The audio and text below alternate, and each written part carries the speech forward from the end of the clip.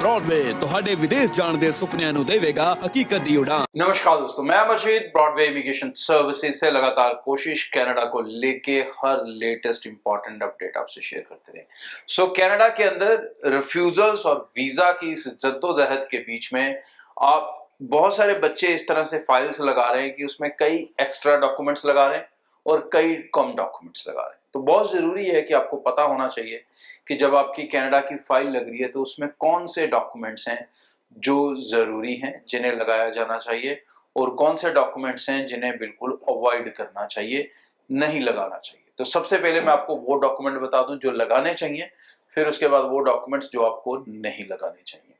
तो नोट करना शुरू करते हैं। सबसे पहले, क्योंकि अपनी कॉलेज में एडमिशन हुई है तो कॉलेज के या यूनिवर्सिटी के डॉक्यूमेंट्स होंगे। कौन कौन से होंगे? उसमें ऑफर लेटर होगा अनकंडीशनल, उसमें एलओए होगा, उसमें आपका पीएल पाल लेटर जो आपको लेना पड़ता है वो होगा। तो ये 3 डॉक्यूमेंट्स इंस्टीट्यूट की तरफ से हो गए।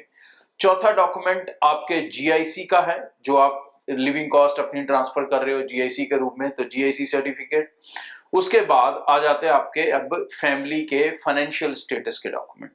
तो सबसे पहले, क्योंकि आपको अपने फंड्स दिखाने हैं, अगले 1 साल की फीस दिखानी है, तो उसके लिए आपको अपनी बैंक स्टेटमेंट लगानी है। बैंक बैलेंस सर्टिफिकेट की बात नहीं कर रहा मैं बैंक स्टेटमेंट की बात कर रहा हूं, जो कि 6 महीने की होनी चाहिए। अगर आपके फंड्स पुराने हैं और एफडी के रूप में हैं तो आप फिक्स्ड डिपॉजिट सर्टिफिकेट भी लगाएं, लेकिन उसके साथ भी आपको बैंक स्टेटमेंट लगानी पड़ेगी। इसके अलावा जो और इंपॉर्टेंट डॉक्यूमेंट्स हैं वो आ जाते हैं आपके फाइनेंशियल्स को लेके, दैट इज इनकम को लेके। तो आईटीआर, इनकम टैक्स रिटर्न्स, ये बेसिकली 10 लाख 12 लाख की चाहिए, मदर और फादर की मिला के। आप 1 साल की रिटर्न्स भी उनको दे सकते हैं, लेकिन अगर आपका बैकग्राउंड अच्छा है 2 या 3 साल की सबमिट करें, वो आपके और ज्यादा फेवर में जाएगा।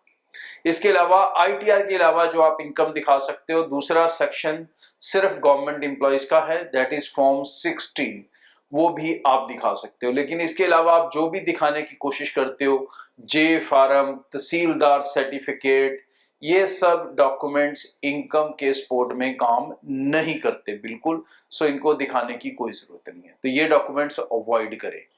आने वाले दिनों में अब हमारी स्टडी वीजा ड्राइव शुरू हो रही है, जिसके अंदर मैं पर्सनली सभी ऑफिसेज में विजिट कर रहा हूं।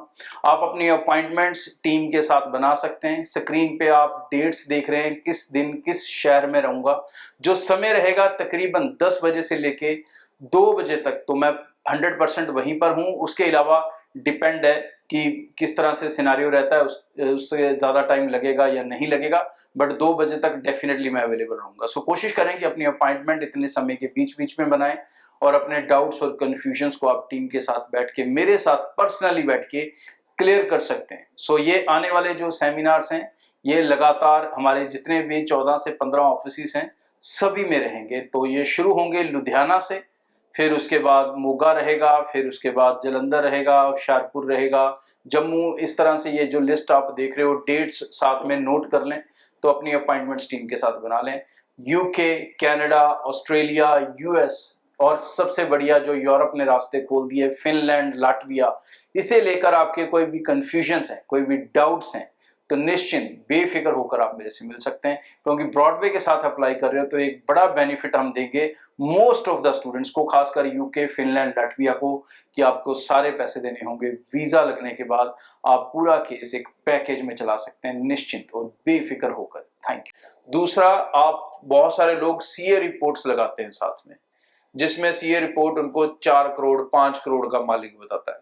भाई, सीए रिपोर्ट की वहां पर कोई वैल्यू नहीं है, ठीक है जी। वो सीए सूए के ऊपर कोई विश्वास नहीं करते। उनको गवर्नमेंट ऑफ इंडिया के डॉक्यूमेंट चाहिए, जिसमें आपकी बैंक स्टेटमेंट है, जिसमें आपकी एफडीआर है, जिसमें आपकी आईटीआर है, जिसमें आपके फॉर्म 16 है।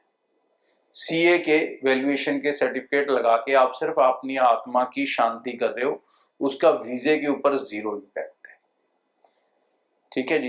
इन डॉक्यूमेंट्स को अवॉइड करें, कचरा ना भेजें अपनी फाइल के साथ, साफ सुथरे डॉक्यूमेंट्स भेजें। और सबसे ज्यादा जिस डॉक्यूमेंट के ऊपर आपको ध्यान देने की जरूरत है वो है एसओपी, स्टेटमेंट ऑफ पर्पस, जिसके ऊपर सबसे कम ध्यान बच्चे देते हैं। सोचते हैं ये एजेंट की जॉब है, एजेंट ने बनाना है। एजेंट ने लगाना है भाई। आजकल जितने रिफ्यूजल्स आ रहे हैं ना, मोस्ट ऑफ द रिफ्यूजल्स में एसओपी का बहुत बड़ा रोल दिख रहा है, क्योंकि बच्चों को एक नॉर्मल रीजन ये लग के आ रहा है कि जो स्टडी आप करने इंडिया आ रहे हो, वो स्टडी तो आप कनाडा आ रहे हो, वो स्टडी तो आप इंडिया में कर सकते हो, तो आप कनाडा क्यों आ रहे हो? अब इस चीज का कोई और डॉक्यूमेंटेशनल प्रूफ नहीं है, एसओपी ही इसका प्रूफ है।